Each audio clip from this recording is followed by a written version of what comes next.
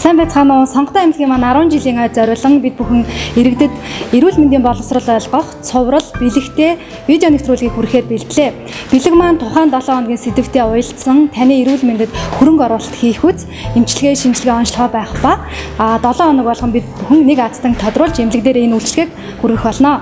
За энэ удаагийн сэдв маань хаврын улирал болж байгаатай холбогдуулан хүн болгонд л тохиолддог харшлын гаралтай хамар битүүрх өвчин, түүний үр дүнтэй эмчилгээний талаар товч бөгөөд тодорхой мэдээлэл авахар сонготой эмнэлгийн эмч Цэнцэрүү эмчтэй уулзаж танилцгаая.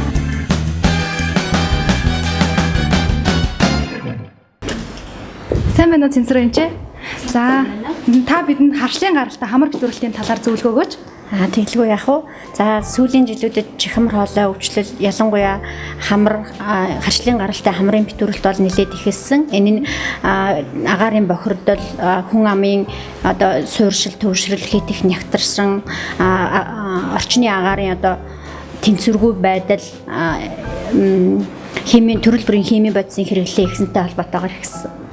За хамар маань амьсгалах, үнэрлэх, хамраар орж байгаа агаарыг бүлээсгэх, шүүх, дамжуулах үүрэгтэй эмэрхтэн байгаа. Хүний хамарт хамар тойрсон 4 хос 8 дайвар хүндий байдаг. Энэ хоёр хүндийг тухны хүндий, за энэ хоёр хүндийг максилар хүндий, энэ хоёр хүндийг этмоид хүндий буюу элхигийн хүндий. За дөрөвдүгээрх нь бол бүр нүүрний ясны одоо гүн тархинд их ойрхон байрладаг суурийн хүндий гэсэн эдгээр хүндийнүүдээс тогтно.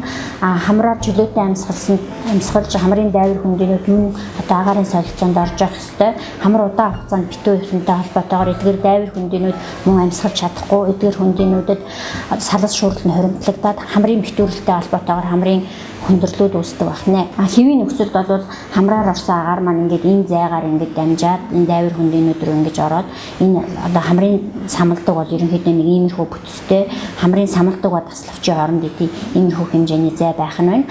Гэвч харшлын гаралтай хамрын битүүрэл буюу хамрын самалдаг хавгансан байна гэдэг маань яг анатомийн бүтцийн хувьд татар талаасаа бол ийм байдалд орсон байх нь байна. Самалдаг ингэж хөөж хавганаад нөгөө таслагчтай ингээд тулцсан. Тэгэхээр одоо ингээд хэвийн нөхцөлтэйгээ харьцуулахад энэ зайгаар нь бол ямар ч агаар орох боломжгүй болчихж байгаамаа. Тэгэхээр энэ тохиолдолд хүмүүс маань их олон төрлийн янз бүрийн тусаалгууд хэрэгэлдэг. Зарим нь тохирсон тусаалга байна, зарим нь эмэг жамынхаа хувьд бүр ордос тохиромжгүй тусаалга байна.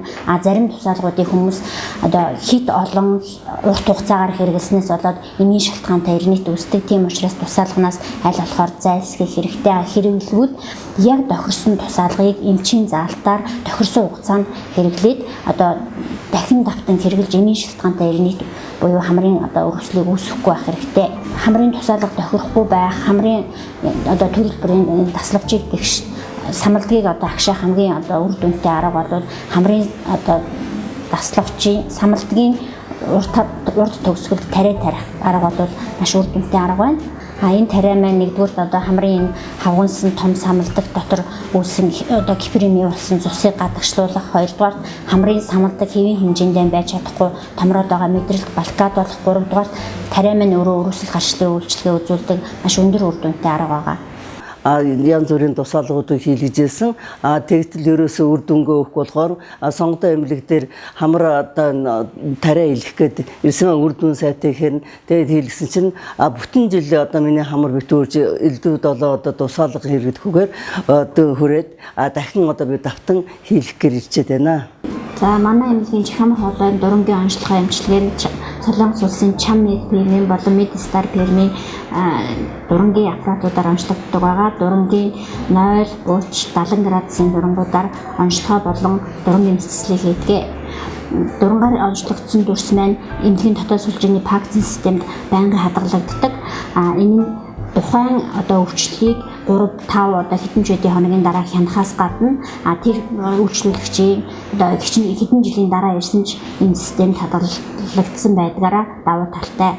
За хэрвээ танд хамар битүүрх завир байгаа бол та манай энэ бичлэг дээр лайк дарж шеэр хийгээрэй. Тэгснээр та бүхэн манай энэ 7 хоногийн азтан болох боломжтой.